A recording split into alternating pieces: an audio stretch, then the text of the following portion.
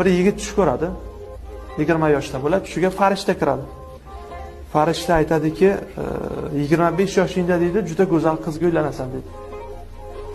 30 yoshingda sen milliarder bo'lasan deydi. 35 yoshingda sen qahramon bo'lasan deydi. Tarixda qolasan deydi.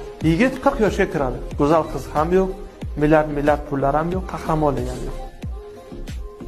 Yana tush ko'radi-da, tushiga farishta kiradi. Farishta aytadi: "Ey farishta, qani deydi, go'zal qiz deydi, qani milliard pullar, qani qahramonlik deydi." Shunda farishta aytadiki, "Yodingdami?" deydi.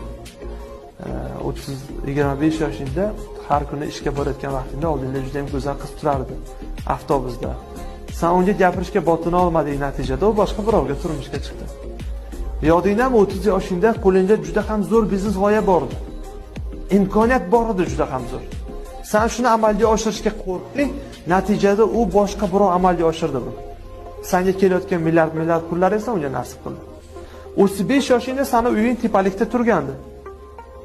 Hamon uyda suv tagida qolgan vaqtda, odamlar ko'chada boshpanasiz qolgan vaqtda, sen uyingni ichkarisidan qulflab olib, o'zing issiq uyda mazza qilib o'tirganding.